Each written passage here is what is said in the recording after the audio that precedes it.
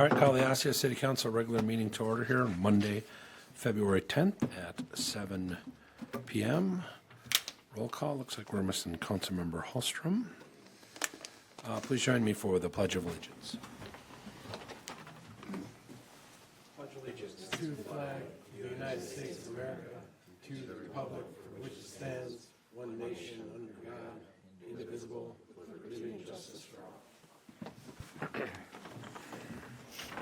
All right, moving on to the agenda, we'd like to make one change on that, removing 10B to be able to get some competitive bids on that. So we'd like to remove 10B, changing the rest of them,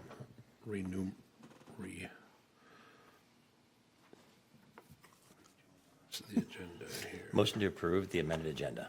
Okay, I got a motion by Councilmember Schultz to approve the amended agenda with item removing 10B. Is there a second? Second. Second by Councilmember Cook. Any further discussion? Seeing none, all those in favor? Aye. All those opposed? Motion passes 4-0. All right, consent agenda. Any questions on that? If not, we'd look for a motion. I move to approve tonight's consent agenda. Okay, I got a motion by Councilmember Cook to approve tonight's consent agenda. Is there a second? Second. Second by Councilmember Torres. Any further discussion? Seeing none, all those in favor? Aye. All those opposed? Motion passes 4-0. All right, next, matters from the floor. Anyone wishing to speak, please step forward, state your name and address, and address the council on any matter you wish. Generally not attempt to answer your questions, but we'll consider those at future meetings. Is there any matters from the floor? Third time, matters from the floor. All right, matters from the floor, no closed. Number 7, special business, 7A, Service Recognition Awards for Reserve Officer. John. Come on up, John.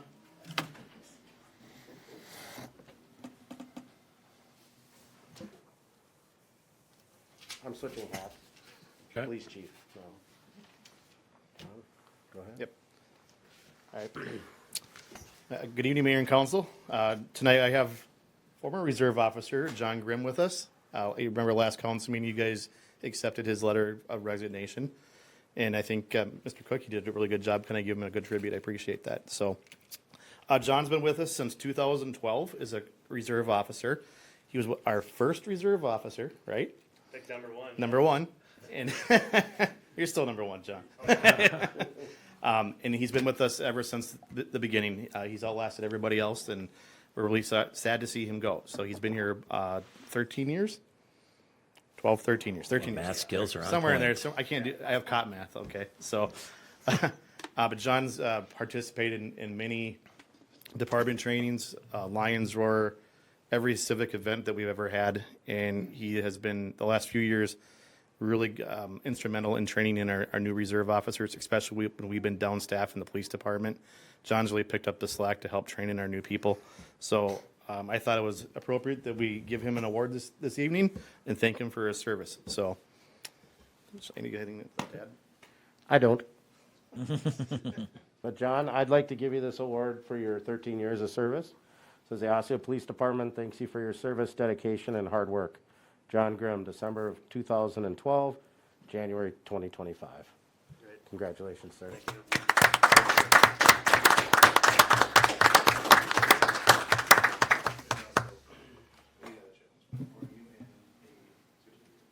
Okay, all right, come up here, we'll take a picture. Certificate of authenticity. From the Franklin.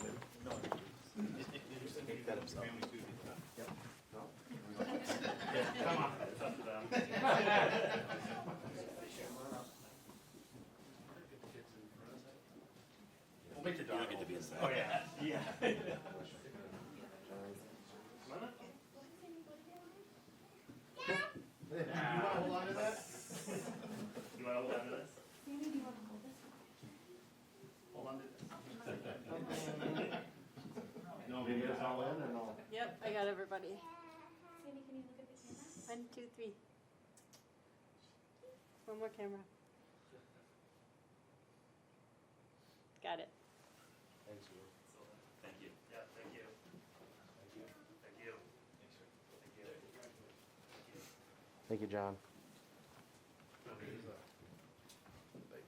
Oh, excellent.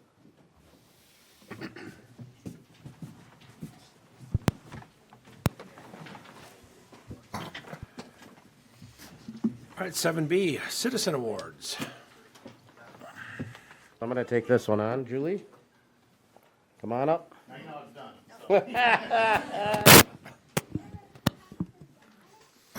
Come on up. Mayor, Council, this is Julie Salitros? Yes. Did I say that right? Okay, Salitros. Today, we're going to be giving Julie the 2024 Citizen Award. She was nominated by Officer Swanson and Officer Peterson. You can see them in the back of the room. They're trying to hide. But Julie works for Premier Bank in Osseo. On July 16th, 2024, Julie contacted the police department and called 911 when she realized a customer was attempting to cash an altered, fraudulent, stolen check in the drive-thru at the bank. With Julie's assistance, the suspect was detained. The suspect initially gave officers fake identification, but they were quickly able to figure out the suspect's correct identity, which had several outstanding felony-level warrants. The suspect was arrested and booked into jail, providing false information to police officer, check forgery, and several warrants. Thanks to Julie and her actions that day, she was able to help us get a career criminal off the street and help save countless people from being the victim of financial crimes. And so for that, we have the Osseo Police Department Outstanding Citizen Award that we're giving for Julie Salitros. Wow. There you are.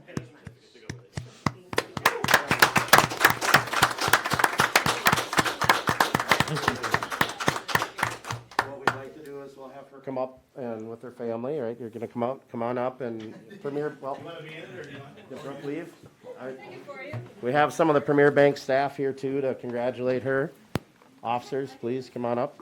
We'll have you come up too. Appreciate it.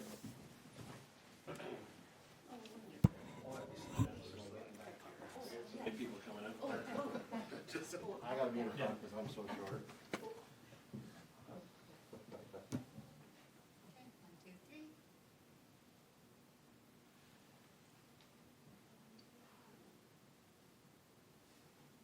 Got a couple more. And last one. Yes, she did. Thank you, Julie. Thank you. Thank you. Congratulations. Yep, absolutely. Congratulations. Great job. Thank you so much. Absolutely.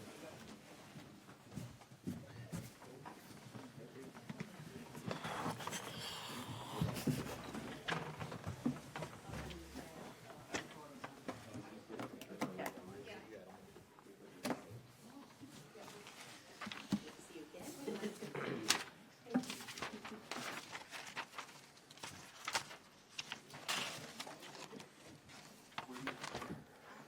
Hey, do it right up here. We'll get out of the way.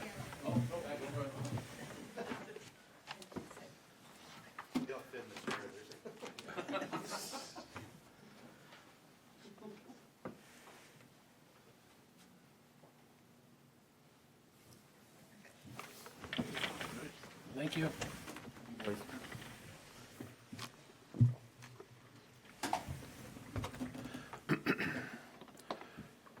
All right, number 8, public hearings, no public hearings in front of us. Number 9, old business, no old business. Number 10, new business. 10A, approved 2025 music and movies in the park proposed schedule. All right, let me just get down here.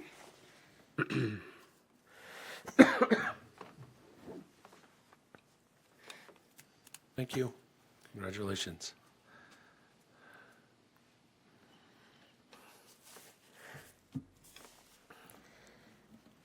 All right, Mayor and Council, on February 4th, we had a meeting of the Parks and Recreation Committee where we discussed the 2025 music and movies in the park proposed schedule.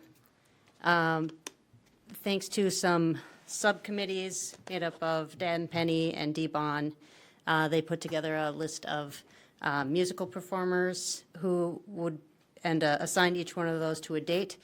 So the Parks and Rec Committee then came back with the chair's recommendation for a variety of movie titles, and they matched those up with the performers for each night. So tonight, we are presenting to you their final proposed schedule for the 2025 Music and Movies in the Park. And if you have any questions, I'd be happy to take them. Otherwise, Councilmember Torres and Councilmember Cook, of course, were there as well, so I'm sure they can answer some as well. Okay, thank you. Questions, council? If not, we look for a motion. Mr. Mayor, I'll make a motion to approve the 2025 Music and Movies in the Park proposed schedule. Okay, got a motion by Councilmember Torres to approve the 2025 Music and Movies in the Park schedule. Is there a second? Second. Second by Councilmember Schultz. Any further discussion? Seeing none, all those in favor? Aye. All those opposed? Motion passes 4-0. All right, 10B, approve removal of trees in Boraboom Park. Mayor and council, hang on here, sorry. Gotta get past this. 36. Yep, I'm almost there. Thank you. Whoa. Going all over the place. Approve, we'd like to ask the council to approve removing unhealthy trees in Boraboom Park. The Public Works Department is continually trimming dead branches and cleaning up debris from the dying trees in Boraboom Park. Removing the trees will promote a healthy growth in surrounding grass and provide green space available behind the monument area. The Park and Rec Committee discussed this item at the 2/4/25 Park and Rec meeting, and they were agreeable to the trees being removed. So we're just asking today, there's some pictures here, you can see some of the smaller trees, some of these, they're dead or dying pine trees that need to be removed. There you can see the top is almost here. You can see them up on the screen here where the trees are behind the, Monument. yeah, the monument. Okay. Questions, council? No, the overwhelming discussion that we had the other night was basically that if Public Works is saying that these trees need to go, then we want to trust our Public Works Department to take care of it and do what they think is best for the area. And there was a lot of talk about the green space and just sight lines and things like that as we kind of expand into those lots that are, that we've taken over behind the tree line, and we used that space for National Night Out last year. And so just kind of trying to improve sightlines and transportation and taking out some of these trees would do that. And it was the group was really overwhelmingly in favor of it. So it's just a matter of some council's approval at this point. With that, would someone like to make a motion? I would like to make a motion to approve the removal of trees in Bourbon Park. Okay, got a motion by Councilmember Cook to approve the recommendation of the removal of the trees. Is there a second? Second. Second by Councilmember Torres. Any further discussion? Seeing none, all those in favor? Aye. All those opposed? Motion passes 4-0. All right, 10C, approve pro rata refund of liquor license to William Christensen of Osseo Liquors, Inc. Mayor, council, in front of you tonight is to approve a prorated refund to the liquor license, formerly Dick's Bar and Grill. William Christensen notified the city that the insurance attached to the liquor license at Dick's Bar and Grill is canceled in December of 2024, following the sale of the business. William, the previous owner of Dick's Bar and Grill, is requesting a prorated refund on the liquor license issued from 7/1/2024 to 6/30/2025. The total paid for the license are as followed: the $6,440. The license period covered under Osseo Liquors, Inc. would be from July 1st through December 31st, 2024. As Osseo City Code states, prorated amounts will be calculated on a monthly basis instead of per day. The refund amount would be $3,220. And so we're asking the council to approve the prorated refund to William Christensen. Okay. Questions, council? If not, we look for a motion. Can I ask for clarification on one thing? I am assuming that the new tenants have paid for a new liquor license. We approved that first meeting. Yep. So this is really not the city losing any money in this. This is just We've already recouped what would be, okay. That was my only question. With that, would someone like to make a motion? Mr. Mayor? Yes. I'd like to make a motion to approve the prorated refund for canceled liquor license to Osseo Liquors Incorporated. Okay, I get a motion by Councilmember Schultz to approve the prorated refund. Is there a second? Second. Second by Councilmember Cook. Any further discussion? So just to reiterate, this is basically a net zero, right? So we don't have, there's no considerations of budget or anything, everything just stays the same. All right, just wanted to make sure that was clear. Okay, any further discussion? Seeing none, all those in favor? Aye. All those opposed? Motion passes 4-0. All right, 10D, discuss city council and staff computer purchases. Mayor, council, this has been discussed previously, but it has been, I think, almost a year since we discussed this. So there are several different computers, laptops, and one desktop that either need to be replaced or we need to get Windows 11 onto these computers. There's some different ways of doing that if that's what the council wishes. But I'd just like to have a discussion here and maybe, if at all possible, give us kind of a don't go over so we can start moving through these these different computers that need to be, like I said, either replaced or put Windows 11 on them. If we do a purchase option, that would include, obviously you can see who's using these computers. Currently, I think the mayor, Councilman Schultz, Councilman Cook, Councilman Torres, they're all on that schedule of those were purchased in 2018 for your laptops.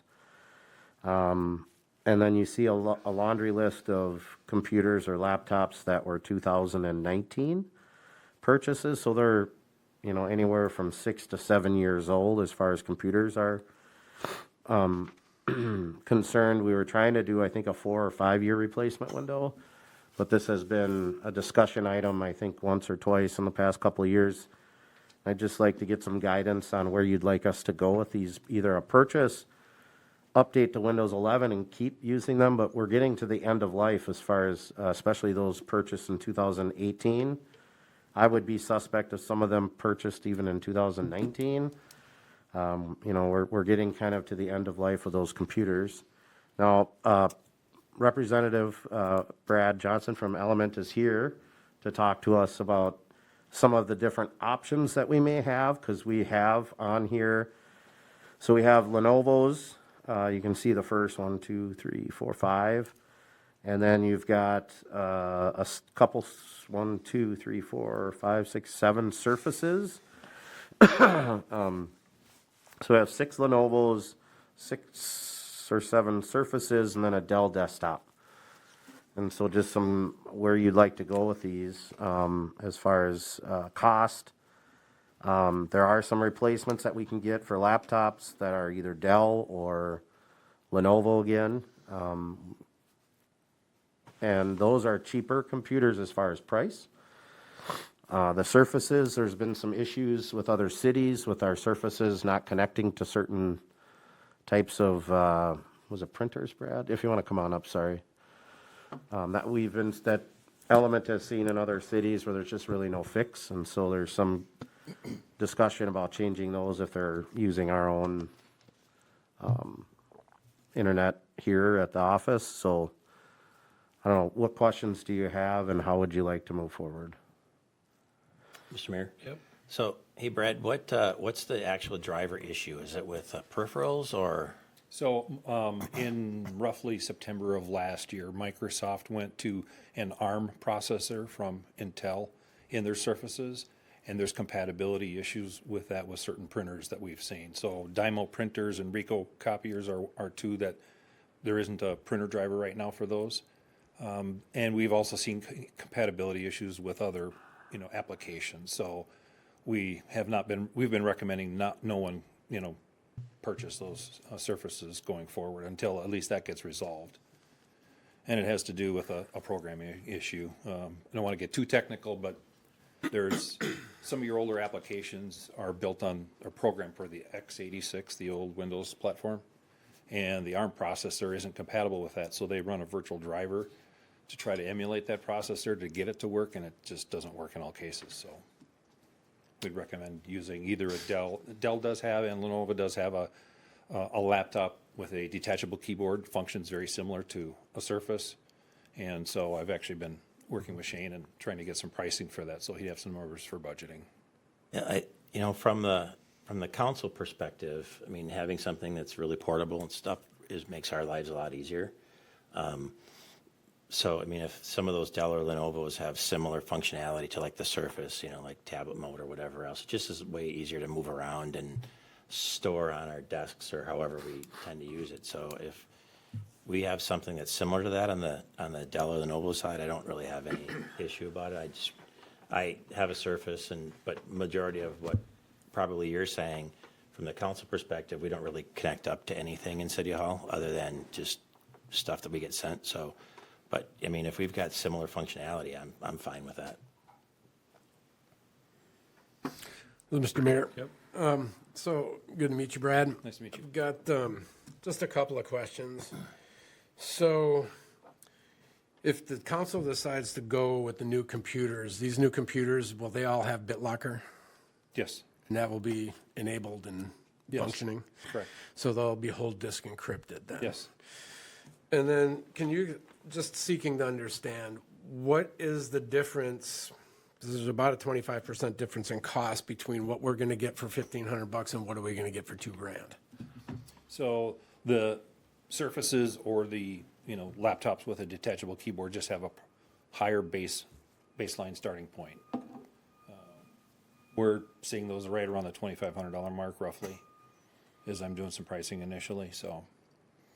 Where a standard laptop like you have in front of you is, probably a $1,500 piece of equipment. And then, in your opinion, if the council was to pursue looking at refurbished Dells or refurbished Lenovo's, what concerns would you have regarding those? Typically warranty issues.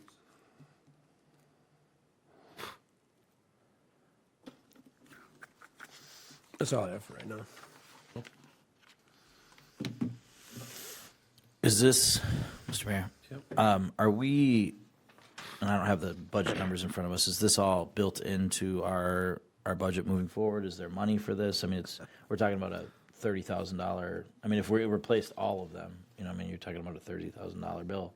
And that's just for the equipment and not the setup charges and all that kind of stuff. So I'm just curious as to, did we put that in for this year? Is that something that we need to do over a course of a couple years, or?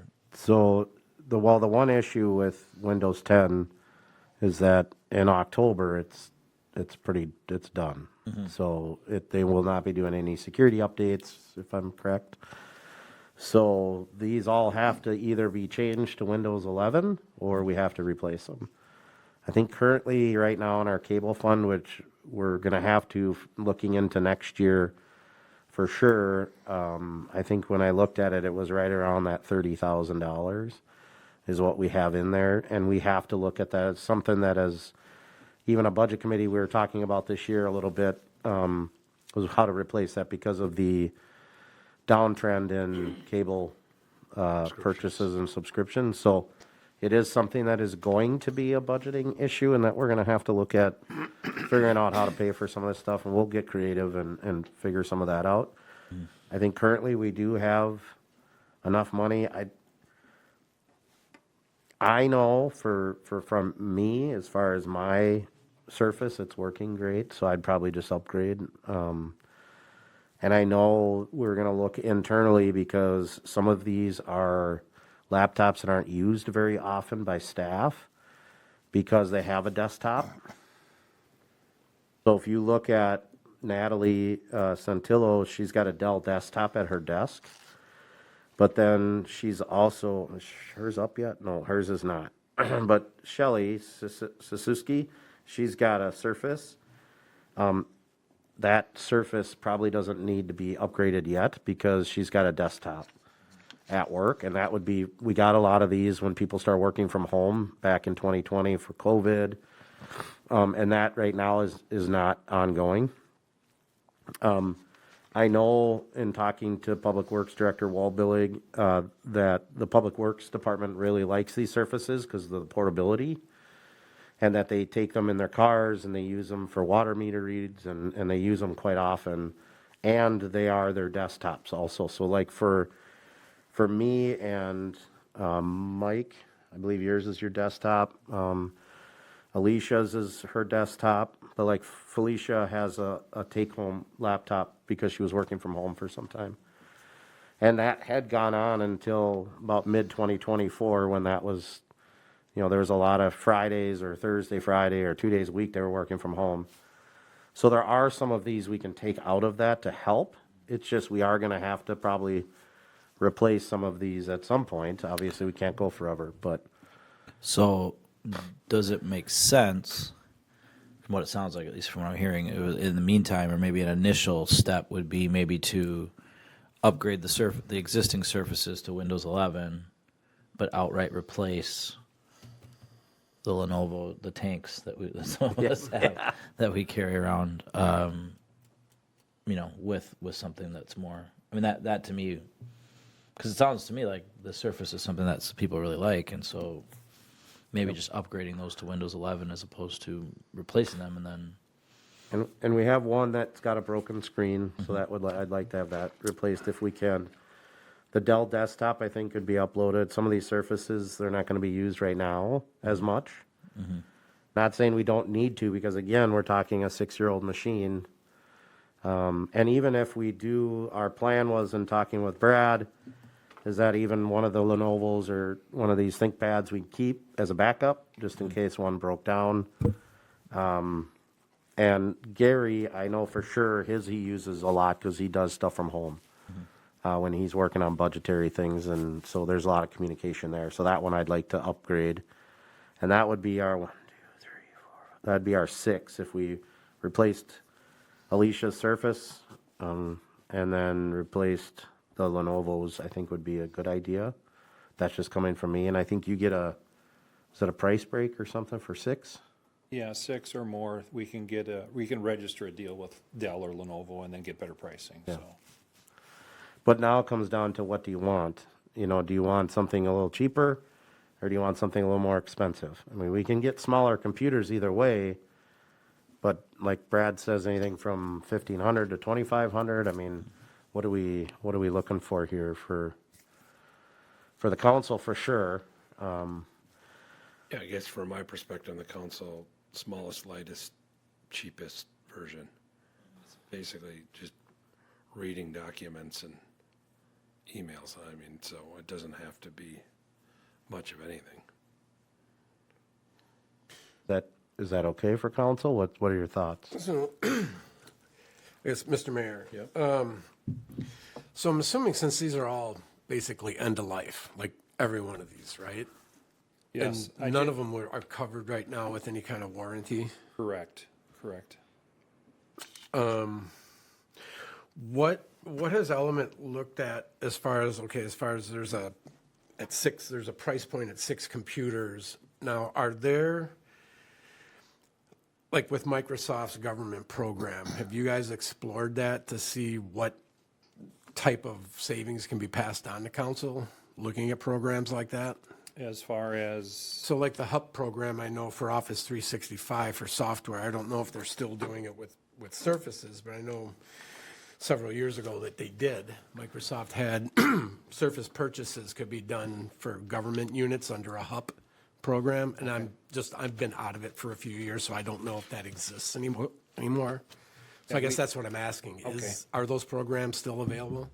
that one I'm not familiar with, so I can't speak to that.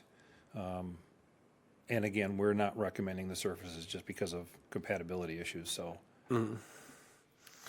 So, and just to understand again, the compatibility issues are drivers that are used for peripherals, correct? Yes, so far, and some applications don't function properly either. And I don't have a complete list of those, but, Do you have an example of a few of those? well, I know, for instance, one of the organizations we work with, it's a law firm, and they use an application that when they print, it tracks those prints so they can bill those to clients.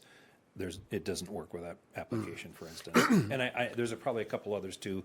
I'm just not aware of all of them, so. Okay, so just so I can let everybody else know, the reason I'm asking these particular questions is my thought processes for those of us up here that are using technology. I guess we would just need to determine how often are we connecting to the network to connect to peripherals, right? And if we're not printing stuff here, then that driver issue is kind of a non sequitur. It doesn't really matter, right? Me personally, I would think based on the use that we have, basically these are email machines, right? We're looking at emails, we're going online, looking at some browser stuff, maybe doing some research. Outside of using whatever browser each individual personally wants to use and using Microsoft 365, I don't really see the driver concern being a major concern unless somebody is coming into City Hall and actually connecting to the network and then printing or remote printing. With that being said, the Scrooge in me seems to think that given the amount of use these computers are probably just hours being used every year, I would actually like to explore refurbished opportunities, because a refurbished machine, I know you can get, this I do still know, you can still buy Lenovo's through their refurbishment program and still get up to 2 years warranty and extended warranty based on the model year and which model you get. And again, the technology use of these machines is so minuscule compared to staff, right? I think there's almost a distinction between what staff needs for technology and what the 5 of us need. Again, as you can see, I'm not even using a laptop. I'm a paper guy, even though I've been in technology for over 20 years. I'm a paper guy. So my thoughts on it at a high level are just, we should at least consider when we're doing kind of the price analysis of, this is what we get brand new for these different level of models, this is what we get for refurbished, and then what programs are there out there that Element could pursue on our behalf, and find out what the prices are. Because, while we may have budgeted it, that doesn't mean that we still need to do our due diligence and find the best deal for the council. And I'll pause with that. I'm just doing a very, very rudimentary search here, so I'm just looking at, is something, this Lenovo Flex 14 is to me, just reading about it, is almost the exact same thing as a Surface, or it's very similar to. Is this kind of the thing that we would be looking at? Yes. Okay. Or like the Dell XPS 13 or something like that is also very similar to a Surface. The pricing looks pretty similar. So I don't know why, if they're all really, really similar in what they can do, and then you avoid the compatibility issues in case, yes, for us right now at this moment in time, we may not be tying into printers and that type of thing. But if some sort of restructure happens and these computers get moved around to other people, we don't want to be running into problems down the line. I would just assume see us maybe avoid that. If they can do the same thing, minus some of the issues, I don't see why we wouldn't look that route. I agree with Councilman Torres in the sense of I understand the economic aspect of the benefit of refurbished, but again, if we're thinking, let's just say let's just look at this device that I have in front of me is from 2018, so that's 7 years ago. If we don't want to get into a situation where we're having to replace computers every 3 to 4 years, and I get nervous with refurbished machinery and maybe I just don't have as good of an understanding of it as you do, but so I don't know. That's just my thoughts. But. Yeah, to your point too, I'm looking at the Surfaces right now too, and looks like without a second charger, which is what we would need for 2 chargers anyways, because one usually stays here and then one goes with, we're probably in the $1,100 to $1,200 range. So, way less than the $2,000 for sure.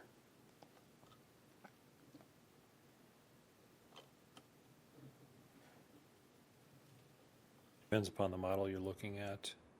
Does it have Windows Surf- Pro? Surface Pro, I didn't check on that part, but probably, in that $1,500 range, all said and done. I would imagine it's pretty close to that, but, I mean, as long as it's portable and like, to the points, specifically the council laptops, we don't ever really hook up to anything as far as peripherals here.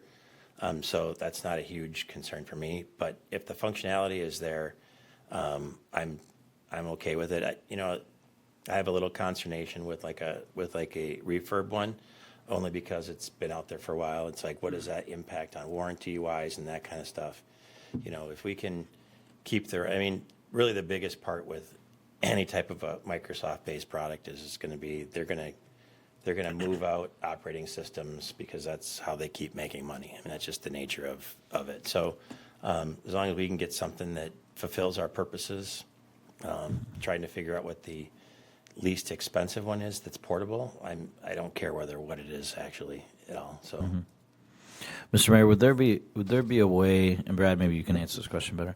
Would there be a way for us to get kind of a best middle budget option, like really, and like hard numbers, like where we could, not this like $1,500 to $2,500, but if you go this, it's going to cost this. If you go this, it's going to cost this, and if you go this, it's going to, and with the idea of kind of the, you have that for your Livonos, you have that for your Dells, you have that for your Microsoft, whatever option. That to me would be the best way for us to proceed forward with that, is kind of getting a best middle worst, or not best middle worst, but best middle budget option to be able to look at numbers, compare numbers, kind of look at maybe just a brief description of functionality of each, your pros and cons of each kind of thing. Well, this is why this one would be better. This is why this one's kind of the middle grade. And we could really compare hard numbers, I think would be the best for me moving forward to kind of see. Because I can go on here and I can and it gives you it's only $598, but you haven't put anything in it yet. You know what I mean? There's no so where a computer that's got what we need on it and is set up ready to go is going to, this version's going to cost this version's going to cost this, and this version's going to cost this. And if we could see that, I think that would be the best way to go And forward. I think that was the point of this discussion, Okay. is that's the direction rather than, Yeah. we want the Cadillac or we want, Yeah. so that's the direction then. But I think seeing kind of that spectrum a little bit of like, yeah, we don't need anything near as robust as staff is going to. no, I would for much sure, rather so. see us invest in better computers for staff than for us. Yeah. I also think too, for people looking on, you look at all these portables and we talk about desktops and things like that. A lot of that stuff those portables were purchased through COVID funds to enable remote work. And I think we probably still do some, but nowhere near what we used to do. That's true. Well, I think in the world we live in now with cloud storage and this kind of stuff. I mean, we in the education world, we've gone completely away from desktops. Nobody has a desktop in their classroom anymore. It's all this stuff that there's a hub, we plug into it, we can move classrooms easily, we can go. You're not locked into one space, and I think that is convenient, and so I think that's kind of probably the direction we're moving. But I feel like in those people who are using their computers day to day all the time, I think absolutely they need to be the priority as far as what they have in front of them. Whereas, like you said, we're kind of glorified email machines to a certain degree, But I think the functionality, the portability, like you guys brought up, is important. Just because, we're kind of on the go and moving around and. So are these, so this is the cost of the actual hardware. And this is a new guy question. So does the city have an enterprise license for 365 or the software bundle in general? Because I'm assuming we got Adobe, all the other softwares, right? So through Microsoft Office 365, you're on the government program for Office and Exchange, which is the email. The Adobe that you purchased, I believe that you procured that through the League of Minnesota Cities through a discount program that they have. Yeah, so when we get this kind of three options that Councilmember Cook is talking about, this, I'm assuming, would just be hardware cost only? Well, we will include the installation in there as well, yep. And also warranty, and then any peripherals. So if you do want to power bricks for it, we can do that. Last tech question. So how is the city on Microsoft Azure? Or what's the, No, so what type of networking? you have a server on premise that and it has a domain controller and then a file server. So that's how this Okay. city's And, network is structured. And I'll save the other tech questions for offline that we've set up for, but I'm just trying to get a handle on what the framework is, and then I can kind of better gauge what my personal thoughts are as far as costs and whatnot. But I won't complicate that tonight, so, thank you. Brad, does that make sense, what we're talking about? Yeah, good, better, best. Okay, Yep. then we can work together on that. Sure. Thank you. Thank you. Thanks, Brad. Thanks for coming in. Yeah, I don't think we need a motion on that. I think, because we're not making any decision, it's just additional information coming forward. I appreciate that help. Yep. Okay, 10E, approve accounts payable. Mr. Mayor, I just have one question on here. When I'm looking at the Durango Squad versus Deer Repair, were we able to recover a lot of that from insurance? Yes. I'm getting a yes from the back of the room. Okay. And that's why we have it, right? What? It's been submitted for reimbursement. Okay. And I know it's not on this topic, but the other totaled squad, we're still arguing about what needs to be replaced and not replaced. So Okay. that'll be coming forward at some point. There's no other questions. I'll go ahead and make a motion to approve the accounts payable. I got a motion by Councilmember Schultz to approve tonight's accounts payable. Is there a second? Second. Second by Councilmember Cook. Any further discussion? Seeing none, all those in favor? Aye. All those opposed? Motion passes 4-0. Administrator report. Sorry? Administrator report. Yes. So there's a picture getting put up, I think, that's on the computer here. So I just wanted to, on the 30th of January, our staff and some children there, as you can see, went to feed my starving children, and we did about an hour and a half of that as a group, just as a great way to get along. As you can see, all the giggles going on, but it was a great night. And in fact, the Bloomington Police Department chief sent out an email to all of us chiefs in Hennepin County, and it sounded like, I guess, Anoka County, challenging us to this night to see how many bags we could fill. And I can report that Osseo was involved with Coon Rapids and Blaine Police Departments that were there that night. And we, as a group, filled 120 boxes and filled more than anybody else. So it was fun texting pictures to the chief of police down in Bloomington, and there was a lot of teasing back and forth between all of us chiefs, but it was a great night. We had a lot of fun. Like I said, you see some of the kids that were there with their parents. It was just it was a fun night. So it's just something that we did as a group to give back a little bit. So I just wanted to explain that, and that's the end of my report. Okay. Thank you, Assistant Administrator. No report tonight. Thank you, Mr. All Mayor. right. Council and Attorney's report. Attorney Tejan. My only report is, and you're probably all aware of this already, that the Office of Cannabis Management will start accepting license applications next week.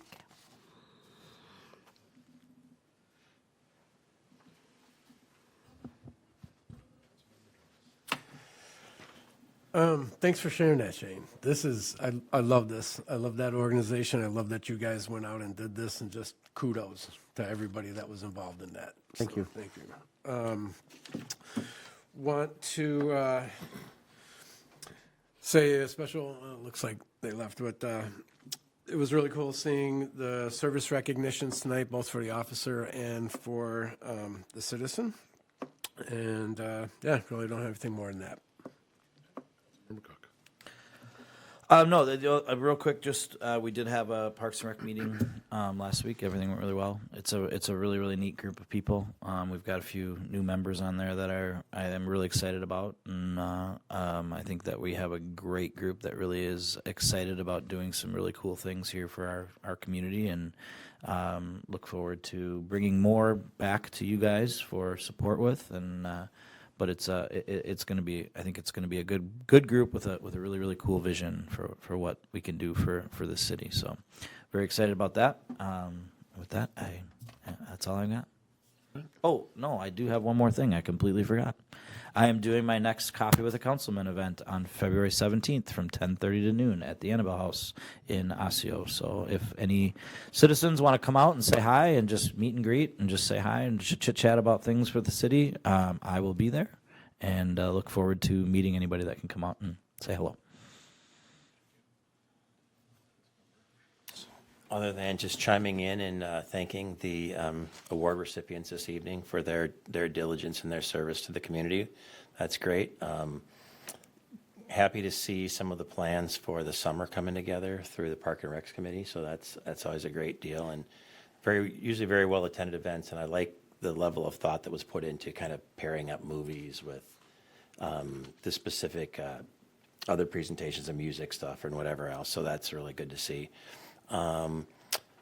Also really proud of staff and their work on the upcoming business breakfast. Now that we're past COVID, hopefully we can get a lot more participation than we've had in the past. I remember the one right before COVID was a very well attended event.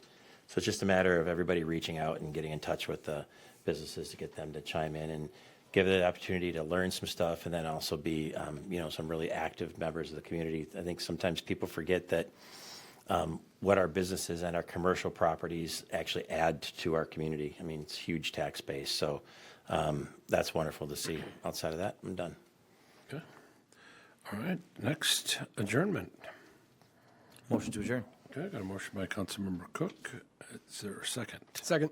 Second by Councilmember Torres, non-debatable. All those in favor? All right. Aye. All those opposed? Motion passes 4-0. We're adjourned at 7:47. Thank you. Thank you. My favorite